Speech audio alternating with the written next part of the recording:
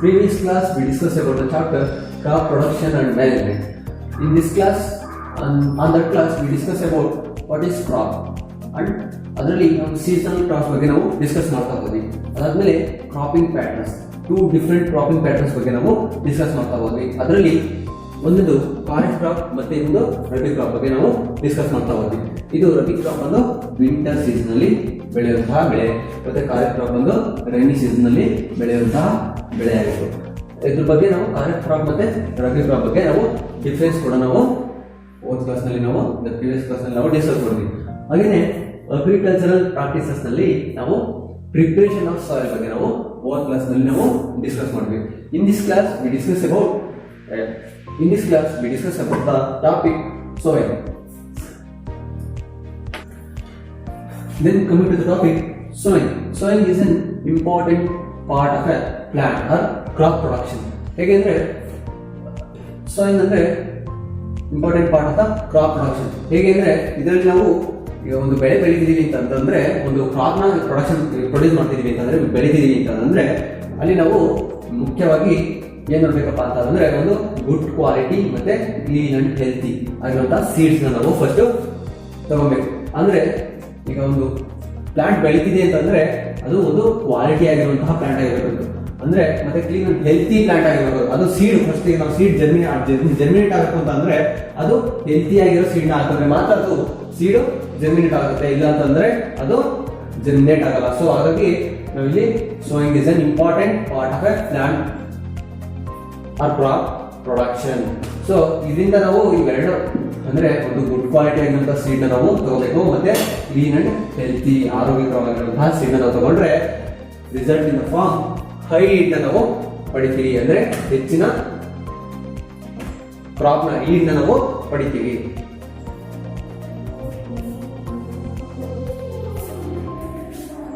Then coming to the topic soil. Soil is an important part of crop production. ಹೌದಲ್ವಾ? ಅಂದ್ರೆ ನಾವೀಗ ಬೆಳೆಯುವ ಪೈರು ಮೊಳಕೆಯಲ್ಲಿ ಅಂತ ಕರಿತೀವಿ. ಯಾಕೆಂತಂದ್ರೆ ಈಗ ನಾವು ಮೊದಲು ಈಗ ನಾವು ಸೀಡ್ಸ್ ನ ನಾವು ತಗೋಬೇಕು ಅಂದ್ರೆ, ಈಗ ಪ್ಲಾಂಟ್ ಬೆಳಿಬೇಕು ಅಂದ್ರೆ ನಾವು ಒಳ್ಳೆ ಚೆನ್ನಾಗಿರೋ ಸೀಡ್ಸ್ ನ ತಗೊಂಡು ಅವನ್ನ ಹಾಕಿದ್ರೆ ಸೀಡ್ಸ್ ಪ್ಲಾಂಟ್ ಆಗಿ ಚೆನ್ನಾಗಿ ಬೆಳಿತವೆ. ಸೊ ಹಾಗಾಗಿ ನಾವೀಗ ಸ್ನೋಯಿಂಗ್ ಮಾಡ್ಕೊಂಡು ಮುಂಚೆ ನಾವು ಫಸ್ಟ್ ಬಂದು ಒಂದು ಗುಡ್ ಕ್ವಾಲಿಟಿಯಲ್ಲಿರುವಂತಹ ಸೀಡ್ಸ್ ನಾವು ಸೆಲೆಕ್ಟ್ ಮಾಡಬೇಕು. ಅದಾದ್ಮೇಲೆ ಕ್ಲೀನ್ ಅಂಡ್ ಹೆಲ್ತಿ ಸೀಡ್ಸ್, ಇವೆರಡು ಅಂಶಗಳನ್ನು ನಾವು ನೋಡ್ಕೊಂಡು ಸೀಡ್ಸ್ ನ ಸೆಲೆಕ್ಟ್ ಮಾಡಬೇಕು. ಇದರಿಂದಾಗಿ ನಮಗೆ ಹೈ ಈಲ್ಡ್ ನಮಗೆ ಬರುತ್ತೆ, ಹೆಚ್ಚಿನಾದಂತಹ ಈಲ್ಡ್ ನಮಗೆ ಸಿಗುತ್ತೆ. ಸೊ ಹೀಗಾಗಿ ಸ್ನೋಯಿಂಗ್ ಮಾಡೋದನ್ನ ಮುಂಚೆ ಇವೆರಡು ಪಾಯಿಂಟ್ಸ್ ನಾವು ನೋಡ್ಕೊಂಡು ಮಾಡ್ಕೋಬೇಕು. ಒಂದು ಗುಡ್ ಕ್ವಾಲಿಟಿ ಆಗಿರುವಂತಹ ಸೀಡ್ಸ್ ತಗೋಬೇಕು, ನೆಕ್ಸ್ಟ್ ಕ್ಲೀನ್ ಅಂಡ್ ಹೆಲ್ತಿ ಆರೋಗ್ಯಕರವಾಗಿರುವಂತಹ ಸೀಡ್ಸ್ ನಾವು ತಗೋಬೇಕು. ಇದರಿಂದಾಗಿ ಈ ಹೆಲ್ತಿ ಸೀಡ್ಸ್ ನ ತಗೊಳ್ಳೋದ್ರಿಂದ ಸೀಡ್ ಬೇಗ ಜರ್ಮಿನೇಟ್ ಆಗೋಕೆ ಸ್ಟಾರ್ಟ್ ಆಗುತ್ತೆ.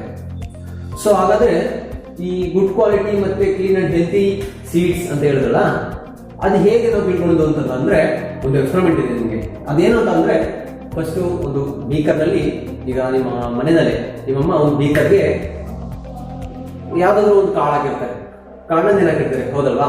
ಅವು ಒಂದು ಆ ಬೀಕರ್ ನಲ್ಲಿ ಅಷ್ಟು ಕೆಳಗಿರ್ತವೆ ಹೌದಲ್ವಾ? ಇದು ಬೀಕರ್ ಅಂದ್ರೆ ಅಷ್ಟು ಕಾಳು ಕೆಳಗಿರ್ತವೆ, ಇನ್ನಷ್ಟು ಮೇಲೆ ತೇಲ್ತಾ ಇರ್ತವೆ ಹೌದಲ್ವಾ? ಅವು ಯಾಕೆ ತೇಲ್ತಾ ಇರ್ತವೆ? ಫಸ್ಟ್ ನೇ ಬಂದು ಆ ಕಾಳುಗಳು ಒಳ್ಳೆ ಕ್ವಾಲಿಟಿ ಇರಲ್ಲ, ಮೇಲೆ ತೇಲ್ತಿರುವಂತ ಕಾಳು. ಸಪೋಸ್ ಬೀಕರ್ಗೆ ಕಾಳು ಹಾಕಿದಾಗ ಅವು ಕಾಳು ಅಷ್ಟು ಕಾಳು ಇಲ್ಲಿ ಕೆಳಗಿರ್ತವೆ ಹೌದಾ? ಇನ್ನಷ್ಟು ಕಾಳು ಇಲ್ಲಿ ತೇಲ್ತಾ ಇರ್ತವೆ ಹೌದಲ್ವಾ? ಇವು ಬಂದು good quality clean and healthy seeds ಅಂತ ಕರಿತೀವಿ. ಇವು ಮೇಲೆ ತೇರ್ತಿರೋಲ್ಲ, ಕ್ವಾಲಿಟಿ ಚೆನ್ನಾಗಿಲ್ಲ, ಹೆಲ್ತಿ ಸೀಡ್ಸ್ ಎಲ್ಲ ಇರಲ್ಲ. ಇವು ಬಂದು ಹೆಲ್ತಿ ಸೀಡ್ಸ್.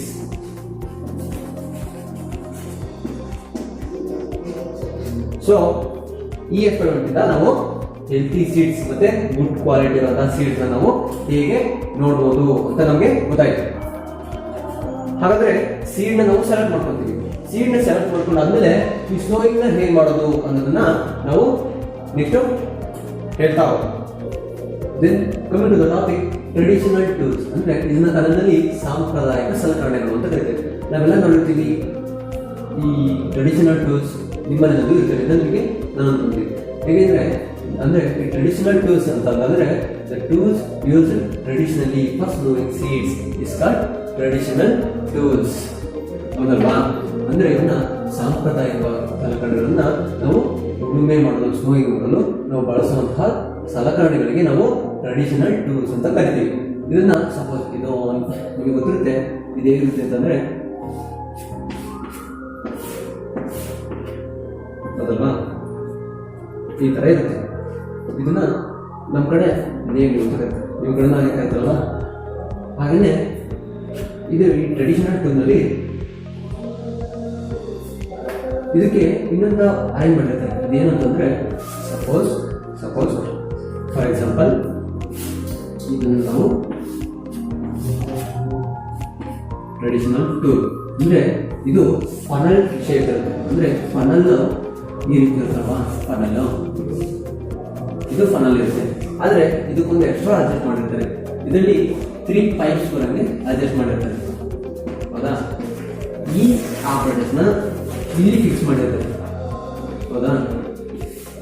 ಇಲ್ಲಿ ಇದು ಉಳುಮೆ ಮಾಡ್ತಾ ಹೋದಂಗೆ ಇಲ್ಲಿ ಒಬ್ರು ಇಲ್ಲಿ ಸೀಡ್ಸ್ ನ ಆಡ್ ಮಾಡ್ತಾ ಹೋಗ್ತಾರೆ. ಇದರೊಳಗೆ ಸೀಡ್ಸ್ ನ ಆಡ್ ಮಾಡ್ತಾ ಹೋದಾಗ ಸೀಡ್ಸ್ ಇಲ್ಲಿ ಉಳುಮೆ ಮಾಡಿರ್ತಾರಲ್ಲ, ಸೀಡ್ಸ್ ಇಲ್ಲಿ ಬೀಳ್ತಾ ಇರ್ತದೆ.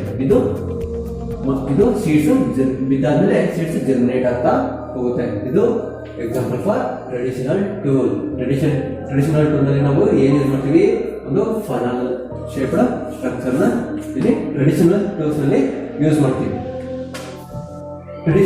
ಟ್ರೆಡಿಷನಲ್ ಟೂಲ್ಸ್ ನಲ್ಲಿ ಸೀಡ್ ಡ್ರಿಲ್ ಅಂತ ಕೂಡ, ಇದನ್ನ ನಾವು ಕನ್ನಡದಲ್ಲಿ ಕೂರಿಗೆ ಅಂತ ಕರಿತೀವಿ.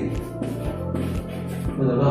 ಇದು ಕಾಮನ್ ಆಗಿ ನೀವೆಲ್ಲ ನೋಡಿರ್ತೀರ. Nowadays the seed drills is used for sowing with the help of tractors. ಹೌದಲ್ವಾ? ಫಾರ್ ಎಕ್ಸಾಂಪಲ್ ಇದು ಹೇಗಿರುತ್ತೆ ಅಂತಂದ್ರೆ,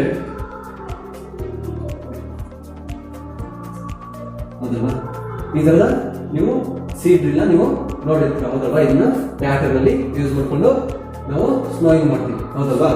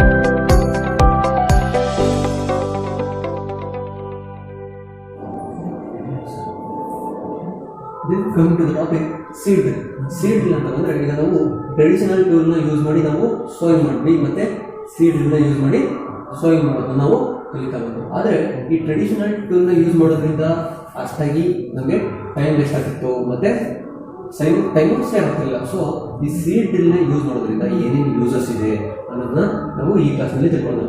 ದಿಸ್ ಅಂದರೆ then coming to the topic seed drills ಇಂದ ನಮಗೆ ಏನೇನು ಯೂಸ್ ಇದೆ ಅನ್ನೋದನ್ನು ನೋಡ್ಕೊಳ್ಳೋಣ. ಅಂದರೆ ನಾವು ಈ ಟ್ರೆಡಿಷನಲ್ ಟೂಲ್ಸ್ಗೆ ನಾವು ಕಂಪೇರ್ ಮಾಡಿದ್ರೆ ಸೀಡ್ ಡ್ರಿಲ್ಸ್ನಿಂದ ನಮಗೆ ತುಂಬಾನೇ ಅನುಕೂಲ ಇದೆ. ಅವು ಯಾವ್ಯಾವ ಅಂತ ನಾವು ಈ ಕ್ಲಾಸಲ್ಲಿ ನಾವು ನೋಡ್ಕೊಳ್ಳೋಣ. ಒಂದು ಬಂದು this sauce the seeds uniformly at equal distance and depth. ಅಂದರೆ ಸಪೋಸ್ ಇದೊಂದು ಏರಿಯಾ ಅಂತಂದ್ರೆ ಜಮೀನು ಅಂದ್ಕೊಂಡ್ರೆ ಈಗ ನಾವು ಸೀಡ್ ಡ್ರಿಲ್ ಅಂದರೆ ಇದನ್ನ ಟ್ಯಾಪ್ ವಿತ್ ಯೂಸ್ ಅಂದರೆ ಊರಿಗೆ ಈ ಸೀಡ್ ಡ್ರಿಲ್ನ ಟ್ರ್ಯಾಕ್ಟರ್ ಹಾಕೊಂಡು ಯೂಸ್ ಮಾಡ್ತಾ ಇದ್ವಿ, ಹೌದಲ್ವಾ? ಟ್ರ್ಯಾಕ್ಟರ್ನಲ್ಲಿ ಸಪೋಸ್ ನಿಮಗೆಲ್ಲ ಗೊತ್ತಿದೆ ಸೀಡ್ ಡ್ರಿಲ್ಸ್ ನಾವು ಯಾವಂತಂದ್ರೆ ಅಟ್ ಯೂನಿಫಾರ್ಮ್ಲಿ ಅಂದರೆ the sows the seeds uniformly at equal distance, ಅದಲ್ವಾ? ಈಕ್ವಲ್ ಡಿಸ್ಟೆನ್ಸ್ ಅಲ್ಲಿ ಅಂಡ್ ಮತ್ತೆ ಡೆಪ್ತ್ ಆಳವಾಗಿ ಸೀಡ್ಸ್ ಜರ್ಮಿನೇಟ್ ಆಗೋಕ್ಕೆ ಇದು ಹೆಲ್ಪ್ ಮಾಡುತ್ತೆ. ಅದು ಸೀಡ್ ಡ್ರಿಲ್. ಸೆಕೆಂಡ್ ಒಂದು it ensure that the seeds get covered by the soil after soil. Third point ಬಂದು this protect seeds from being eaten by birds. And fourth point ಬಂದು sowing by using a seed drill save time and labor. ಅಂದ್ರೆ this shows the seed uniformly at equal distance. ಅಂದ್ರೆ suppose ಜಮೀನು ಅಂತ ಅಂದ್ಕೊಂಡ್ರೆ seed drills ಹೇಗೆ ಅಂದ್ರೆ uniformly ಅಂದ್ರೆ seeds ಯೂನಿಫಾರ್ಮ್ಗೆ arrange ಆಗಿರುತ್ತೆ ಅಟ್ ಈಕ್ವಲ್ ಡಿಸ್ಟೆನ್ಸ್, ಹೌದಲ್ವಾ? ಗ್ಯಾಪ್ ಬಿಟ್ಟು ಆಗಿರುತ್ತೆ ಡಿಸ್ಟೆನ್ಸ್. ಅಟ್ ಡೆಪ್ತ್ ಆಳವಾಗಿ ಸೀಡ್ಸ್ ಹೋಗೋದ್ರಿಂದ ಸೀಡ್ಸ್ ಜರ್ಮಿನೇಟ್ ಆಗಕ್ಕೆ ಸ್ಟಾರ್ಟ್ ಆಗುತ್ತೆ. ಸೊ ಕ್ರಾಪು ಬೇಗ ಬರುತ್ತೆ. And second point ensure that the seeds get covered by soil after soil. ಅಂದ್ರೆ ಸೋಯಿಲ್ ಮಾಡಾದ್ಮೇಲೆ ಬೇಗನೆ ಮಣ್ಣು ಅದರ ಸೀಡ್ ಮೇಲೆ ಮುಚ್ಚುತ್ತಾ ಹೋಗುತ್ತೆ. ನೆಕ್ಸ್ಟ್ ಪಾಯಿಂಟ್ ಬಂದು this protect seeds from being eaten by birds. ಅಂದ್ರೆ ಈಗ ಸಪೋಸ್ ನೀವು ವ್ಯವಸಾಯ ಮಾಡಬೇಕಾದ್ರೆ ನೀವು ಗಮನಿಸಿರ್ತೀರ ಈ ಟ್ರ್ಯಾಕ್ಟರ್ಸ್ ನಿಮ್ಮ ಜಮೀನಲ್ಲಿ ಬಂದಟ್ಟಿನೇ ಪಕ್ಷಿಗಳೆಲ್ಲ ನಿಮ್ಮ ಜಮೀನ ಹೋಗಿರ್ತವೆ, ಹೌದಲ್ವಾ? ಯಾಕೆಂದ್ರೆ ಬರೋದು ಒಂದು ಮುಖ್ಯ ಕಾರಣ ಅಂದ್ರೆ ಒಂದು ಕೀಟ ತಿನ್ನೋಕ್ಕೆ ಆಹಾರ, ಫುಡ್ ಬೇಕು. ಸೊ ಹಾಗಾಗಿ ಅಲ್ಲಿರುವಂತಹ ಜಮೀನಿರುವಂತಹ ಕೀಟಗಳನ್ನ ತಿನ್ನೋಕೆ ಬರ್ತಾರೆ. ನೆಕ್ಸ್ಟ್ ಪಾಯಿಂಟ್ ಬಂದು ಸೀಡ್ಸ್, ಹೌದಲ್ವಾ? ಸೀಡ್ಸ್ ನಾವು ಹಾಕ್ತೀವಿ, ಸೋಯಿಂಗ್ ಮಾಡ್ತಿರ್ತೀವಿ. ಸೀಡ್ಸ್ ಹಾಕೋದಕ್ಕೆ ಸೋಯಿಂಗ್ ಮಾಡಬೇಕು ಅಂದ್ರೆ ಆ ಟೈಮಲ್ಲಿ ಸೀಡ್ಸ್ ತಿನ್ನೋಕೆ ಮತ್ತೆ ಅವು ಫುಡ್ಗೋಸ್ಕರ ಬರ್ತವೆ ಅನ್ನೋದು ನನಗೆ ಗೊತ್ತಾಯ್ತು. So this protects the seeds from being eaten by birds. ಅವು ಪಕ್ಷಿಗಳನ್ನ ತಿನ್ನೋದಕ್ಕಿಂತ ಮುಂಚೆನೇ ಅದು ಪ್ರೊಟೆಕ್ಟ್ ಮಾಡುತ್ತೆ. ಹೇಗೆಂದ್ರೆ ensure the seeds get covered by the soil ಅಂತ ಗೊತ್ತಾಯ್ತು. ಆಮೇಲೆ ನೆಕ್ಸ್ಟ್ ಪಾಯಿಂಟ್ ಅಂದ್ರೆ very important, by using the seed drills save time and labour. ಅಂದ್ರೆ ಇದು ನಾವು ಟ್ರೆಡಿಷನಲ್ ಟೂಲ್ಸ್ಗೆ ನಾವು ಕಂಪೇರ್ ಮಾಡಿದ್ರೆ ಟ್ರೆಡಿಷನಲ್ ಟೂಲ್ಸ್ ನಲ್ಲಿ ನಾವು ಈಗ ಸಪೋಸ್ ಒಂದು ನಾವು ಜಮೀನಲ್ಲಿ ನಾವು ಸೋಯ್ ಮಾಡಬೇಕು ಅಂತ ಅಂದ್ರೆ ತುಂಬಾನೇ ಟೈಮ್ ಬೇಕಿತ್ತು, ಹೌದಲ್ವಾ? ಸೊ ನಾವು ಈ ಸೀಡ್ ಡ್ರಿಲ್ ಯೂಸ್ ಮಾಡೋದ್ರಿಂದ ಅಂದ್ರೆ ಟ್ಯಾಕ್ಟರ್ ನಲ್ಲಿ ಯೂಸ್ ಮಾಡೋದ್ರಿಂದ ನಾವು 10 ಗಂಟೆ ಕೆಲಸನ ನಾವು 10 ಅವರ್ನ ಕೆಲಸನ 1 ಅವರ್ನಲ್ಲಿ ಕಂಪ್ಲೀಟ್ ಮಾಡ್ತೀವಿ. ಸೊ ಹೌದಲ್ವಾ? ಇದರಿಂದ ನಮ್ಗೆ ಏನಾಯಿತು?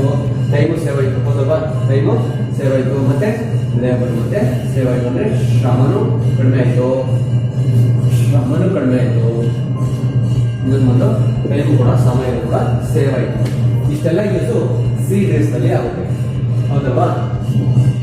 ನಮಗೆ ಹೆಚ್ಚಾಗಿ ಇವೆರಡರಲ್ಲಿ ನಾವೀಗ ಜಾಸ್ತಿ ಸೀಡ್ ಡ್ರಿಲ್ಸ್ನ ಯೂಸ್ ಮಾಡ್ತೀವಿ, ಹೌದಲ್ವಾ? ಪ್ರಿಪರೇಷನ್ ಆಫ್ ಸಾಯಿಲ್ ಆಯಿತು, ಅದಾದ್ಮೇಲೆ ಸೋಯಿಂಗ್ ಆಯಿತು, ಅದಾದ್ಮೇಲೆ ನೆಕ್ಸ್ಟ್ ಕಾನ್ಸೆಪ್ಟ್ ಬಂದು ಆ್ಯಡಿಂಗ್ ಮ್ಯಾನ್ಯೂರ್ ಅಂಡ್ ಫರ್ಟಿಲೈಸರ್ಸ್. ಅಂದರೆ ಮ್ಯಾನ್ಯೂರ್ ಅಂದರೆ ಗೊಬ್ಬರ, ಫರ್ಟಿಲೈಸರ್ಸ್ ಅಂದರೆ ರಸಗೊಬ್ಬರ, ಹೌದಲ್ವಾ? ಅಂದರೆ ಹಾಗಾದರೆ ಮ್ಯಾನ್ಯೂರ್ ಮತ್ತೆ ಫರ್ಟಿಲೈಸರ್ಸ್. ಹಾಗಾದ್ರೆ ಮ್ಯಾನ್ಯೂರ್ ಮತ್ತೆ ಫರ್ಟಿಲೈಸರ್ಸ್ ಅಂದ್ರೆ ಏನು ಅಂತಂದ್ರೆ what is manure and fertilisers ಅಂತ ನಿಮಗೆ ಅಂತ ಕೇಳಿದ್ರೆ the substance which are added to the soil in the form of nutrients for the healthy growth of plants are called manure and fertilisers. ಸಸ್ಯಗಳ ಆರೋಗ್ಯಕರ ಬೆಳವಣಿಗೆಗೆ ಪೋಷಕಾಂಶಗಳ ರೂಪದಲ್ಲಿ ಮಣ್ಣಿಗೆ ಸೇರಿಸುವ ಪದಾರ್ಥಗಳನ್ನು ನಾವು ಮ್ಯಾನ್ಯೂರ್ ಮತ್ತೆ ಫರ್ಟಿಲೈಸರ್ಸ್ ಅಂತ ಕರಿತೀವಿ, ಹೌದಲ್ವಾ? ಸೊ ಹಾಗಾದ್ರೆ ಸಾಯಿಲ್ ನಲ್ಲಿ ನ್ಯೂಟ್ರಿಯೆಂಟ್ಸ್ ಅಂದ್ರೆ ಮ್ಯಾನ್ಯೂರ್ ಮತ್ತೆ ಫರ್ಟಿಲೈಸರ್ ಹಾಕೋದ್ರಿಂದ ಮಾತ್ರ ಸಾಯಿಲು ಏನಂತ ಫಲವತ್ತತೆ ಜಾಸ್ತಿ ಆಗುತ್ತೆ. ಹಾಗಾದ್ರೆ ಸಾಯಿಲ್ನಲ್ಲಿ ನ್ಯೂಟ್ರಿಯೆಂಟ್ಸ್ ಇಲ್ವಾ ಅಂತ ನೀವು ಕೇಳ್ಬೋದು. ಹಾಗಾದ್ರೆ ಏನಂದ್ರೆ ಇರುತ್ತೆ, ಆದ್ರೆ ಸ್ವಲ್ಪ ಪ್ರಮಾಣದಲ್ಲಿ. ಅದರಲ್ಲೂ ಈಗಂತೂ ಇಲ್ವೇ ಯಾಕೆಂತಂದ್ರೆ ನೀವು ಹೆಚ್ಚಾಗಿ ಪ್ಲಾಸ್ಟಿಕ್ ಅನ್ನ ಯೂಸ್ ಮಾಡ್ತಿದ್ದೀರಾ, ಮತ್ತೆ ಸಾಯಿಲ್ ಎರಪ್ಷನ್ ಆಗ್ತಿದೆ. ಸೊ ಹೀಗಾಗಿ ಸಾಯಿಲ್ ಒಂದು ನ್ಯೂಟ್ರಿಯೆಂಟ್ಸ್, ಸಾಯಿಲ್ನಲ್ಲಿರುವಂತಹ ನ್ಯೂಟ್ರಿಯೆಂಟ್ಸ್ ಕಡಿಮೆ ಆಗ್ತಿದೆ. ಸೊ ಇದರಿಂದಾಗಿ ನಾವು ಆಡಿಂಗ್ ಮ್ಯಾನ್ಯೂರ್ ಮತ್ತೆ ಫರ್ಟಿಲೈಸರ್ಸ್ ನ ಹಾಕೋದ್ರಿಂದ ನಾವು ಕ್ರಾಪ್ ನ ಒಳ್ಳೆ ಕ್ರಾಪ್ ನ ಬೇಗ ಬೆಳಿಬಹುದು. ಸೊ ಇದು adding manure and fertilisers. So ಹಾಗಾದ್ರೆ ಈ ಮ್ಯಾನ್ಯೂರ್ ಮತ್ತೆ ಫರ್ಟಿಲೈಸರ್ಸ್ ನ ಹಾಕೋದ್ರಿಂದ, ಸಾಯಿಲ್ಗೆ ಹಾಕೋದ್ರಿಂದ ಈ ಸಾಯಿಲ್ ಹೇಗೆ ಕೆಲಸ ಮಾಡುತ್ತೆ ಅಂತ ಅಂದ್ರೆ ನೋಡ್ತಾ ಹೋಗೋದು. ಹೇಗೆಂದ್ರೆ soil supplies the mineral nutrients to the plant body. ಹಾಗೇನೆ those nutrients are the essential for the growth of the plant body. ಹೌದಲ್ವಾ? ಹೇಗೆಂದ್ರೆ ಅಂದ್ರೆ it supplies the mineral nutrients to the plant body. ಅಂದ್ರೆ ಪೋಷಕಾಂಶಗಳನ್ನ ಪ್ಲಾಂಟ್ ಬಾಡಿಗೆ supply ಮಾಡುತ್ತೆ. ಹಾಗೇನೆ it essential for, ಅದು ಪ್ಲಾಂಟ್ ನ ಗ್ರೋತ್ ಆಗಬೇಕು ಅಂತಂದ್ರೆ ಇದು ಮುಖ್ಯವಾಗಿ ಬೇಕಾಗಿರ್ತದೆ. ಇದು ಎಸೆನ್ಷಿಯಲ್ ಆಗಿರ್ತದೆ. ಏನು ಪೋಷಕಾಂಶಗಳು. ಸಪೋಸ್ ಪ್ಲಾಂಟ್ ಬಾಡಿ ಅಂತಂದ್ರೆ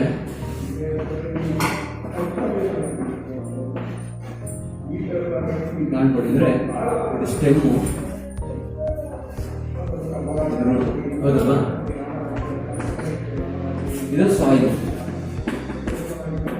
ಸಾಯಿಲ್ ಅಂದ್ರೆ ನಾವು ಸಾಯಿಲ್ಗೆ ಮ್ಯಾನ್ಯೂರ್ ಮತ್ತೆ ಫರ್ಟಿಲೈಸರ್ಸ್ ಆಡ್ ಮಾಡೋದ್ರಿಂದ ಸಾಯಿಲ್ ನ್ಯೂಟ್ರಿಯೆಂಟ್ಸ್ ನ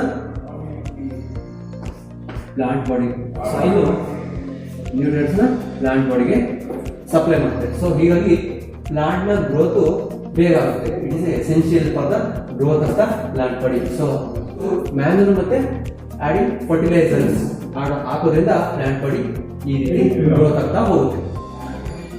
ಹಾಗೇನೆ ನಿಮಗೆಲ್ಲ ಗೊತ್ತು, ಕಂಟಿನ್ಯೂಸ್ ಕಲ್ಟಿವೇಶನ್ ಮಾಡ್ತಾ ಹೋದ್ರೆ ಸಾಯಿಲ್ ತನ್ನ ಆ ಸಾಯಿಲ್ ಇರುವಂತಹ ನ್ಯೂಟ್ರಿಯೆಂಟ್ಸ್ ನ ಕಳ್ಕೊಳ್ತಾ ಹೋಗುತ್ತೆ. ಅಂದ್ರೆ ಸಾಯಿಲ್ ನಲ್ಲಿ ಫಲವತ್ತತೆ ಕಡಿಮೆ ಆಗ್ತಾ ಹೋಗುತ್ತೆ. ಸೊ ಹಾಗಾಗಿ ಇದನ್ನ ಪ್ರಿವೆಂಟ್ ಮಾಡೋದಕ್ಕೆ ಈ ಮ್ಯಾನ್ಯೂರಿಂಗ್ ಅಂತಂದ್ರೆ continuous cultivation of crops makes the soil poor in nutrients. So therefore the farmers have to add manure to the soil with nutrients. So ಈ ನ್ಯೂಟ್ರಿಯೆಂಟ್ಸ್ ನ ಸಾಯಿಲ್ಗೆ ನ್ಯೂಟ್ರಿಯೆಂಟ್ಸ್ ನ ಕೊಡ್ತಾ ಹೋಗ್ತಾರೆ. ಯಾಕೆಂತಂದ್ರೆ ಸಾಯಿಲ್ ನ ಫಲವತ್ತತೆ ಜಾಸ್ತಿ ಆಗಲಿ ಅಂತ. ಸೊ ಈ ಪ್ರೋಸೆಸ್ ನಾವು ಮ್ಯಾನ್ಯೂರಿಂಗ್ ಅಂತ ಕರಿತೀವಿ.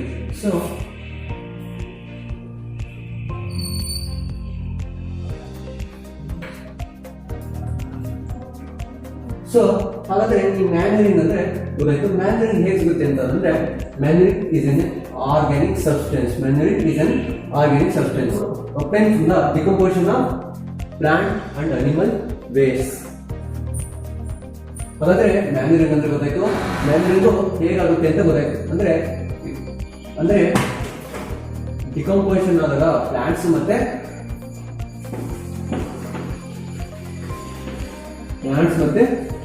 ಅನಿಮಲ್ಸ್, ಪ್ಲಾಂಟ್ಸ್ ಮತ್ತೆ ಅನಿಮಲ್ ನ ವೇಸ್ಟ್ ಡಿಕಂಪೋಸಿಷನ್ ಆದಾಗ ಮ್ಯಾನ್ಯೂರಿಂಗ್ ಆಗುತ್ತೆ ಅಂತ ಗೊತ್ತಾಯ್ತು. ಹಾಗಾದ್ರೆ ಈ ಡಿಕಂಪೋಸಿಷನ್ ಯಾರು ಮಾಡ್ತಾರೆ ಅಂತಂದ್ರೆ ಮೈಕ್ರೋ ಆರ್ಗಾನಿಸಮ್ಸ್. ನಿಮ್ಗೆಲ್ಲ ಗೊತ್ತು, ನೀವು ಹಿಂದಿನ ತರಗತಿಯಲ್ಲಿ ಮೈಕ್ರೋ ಆರ್ಗಾನಿಸಮ್ ಬಗ್ಗೆ ನೀವು ತಿಳ್ಕೊಂಡಿದ್ದೀರಾ. ಸೊ ಈ ಡಿಕಂಪೋಸಿಷನ್ ಬಂದಾಗ ಈ ಡಿಕಂಪೋಸಿಷನ್ ಮೈಕ್ರೋ ಆರ್ಗಾನಿಸಮ್ಸ್ ಮಾಡ್ತಾರೆ. ಸೊ ಇದರಿಂದಾಗಿ ಈ ಮ್ಯಾನ್ಯೂರಿಂಗ್ ಸಿಗುತ್ತೆ. ಸೊ ಈ ಮ್ಯಾನ್ಯೂರ್ಗೆ ಎಕ್ಸಾಂಪಲ್ ಆಗಿ ನಿಮ್ಗೆ ಹಿಂದಿನ ತರಗತಿಯಲ್ಲಿ ನೋಡಿದ್ರ ವರ್ಮಿ ಕಾಂಪೋಸ್ಟ್ ಅಂದ್ರೆ ಎರೆಹುಳು ಗೊಬ್ಬರ example for the manure. Then coming to the topic, fertilizers. What is fertilizers? Fertilizers are the chemicals which are rich in a particular nutrient. Fertilisers. So ಈ ಫರ್ಟಿಲೈಸರ್ಸ್ ನಾವೇ ಪ್ರಿಪೇರ್ ಮಾಡ್ತೀವಿ. ನಿಮ್ಗೆಲ್ಲ ಗೊತ್ತಿರುವಂಗೆ ಎಕ್ಸಾಂಪಲ್ ಬಂದು urea, ಹೌದಲ್ವಾ? ನೀವು ಈ ಟೈಮ್ನಲ್ಲಿ ಯೂರಿಯಾನ ನಿಮ್ಮ ಜಮೀನಲ್ಲಿ ಯೂಸ್ ಮಾಡ್ತೀರಾ. ಮತ್ತೆ ಅಮೋನಿಯಂ ಫಾಸ್ಫೇಟ್ ಯೂಸ್ ಮಾಡಿರ್ತೀರ. ಹಾಗೆ ನಿಮ್ಗೆಲ್ಲ ಗೊತ್ತಿರೋಂಗೆ NPK ಇದು ಮೇನ್ ಇಂಪಾರ್ಟೆಂಟ್ ಆಗಿ ನಿಮಗೆ ಗೊತ್ತಿರುತ್ತೆ. ಯಾಕೆಂತಂದ್ರೆ ನೀವು ತೋಟಗಳಲ್ಲೆಲ್ಲ ಇದನ್ನ ಯೂಸ್ ಮಾಡ್ತಿರ್ತಾರೆ. NPK ಅಂತಂದ್ರೆ ಇದರಲ್ಲಿ ನೈಟ್ರೋಜನ್ ಇರುತ್ತೆ, ಫಾಸ್ಫರಸ್ ಇರುತ್ತೆ, ಮತ್ತೆ ಪೊಟ್ಯಾಷಿಯಂ ಇರುತ್ತೆ. So fertilisers. ಇನ್ನು ನಾವು ಇದು ಫರ್ಟಿಲೈಸರ್ಸ್ ಬಂದು ಮ್ಯಾನ್ಯೂರ್ ಇಂದ ಡಿಫ್ರೆಂಟ್. ಯಾಕೆಂತಂದ್ರೆ ಈ ಮ್ಯಾನ್ಯೂರ್ ನಾವು ಪ್ಲಾಂಟ್ಸ್ ಮತ್ತೆ ಅನಿಮಲ್ಸ್ ನಾವು ಪಡ್ಕೊಂಡ್ರೆ, ಫರ್ಟಿಲೈಸರ್ಸ್ ನಾವು ಫ್ಯಾಕ್ಟರೀಸ್ ಇಂದ ನಾವಾಗೆ ರೆಡಿ ಮಾಡ್ತೀವಿ. ಸೊ ಇನ್ನು ನೆಕ್ಸ್ಟ್ ಕ್ಲಾಸ್ ನಲ್ಲಿ ಫರ್ಟಿಲೈಸರ್ಸ್ ಮತ್ತೆ ಮ್ಯಾನ್ಯೂರ್ ನ ಡಿಫರೆನ್ಸ್ ಬಗ್ಗೆ ನೆಕ್ಸ್ಟ್ ಕ್ಲಾಸ್ ನಲ್ಲಿ ನಾವು ಡಿಸ್ಕಸ್ ಮಾಡ್ತಾ ಹೋಗೋಣ. The most important step in crop production is sowing.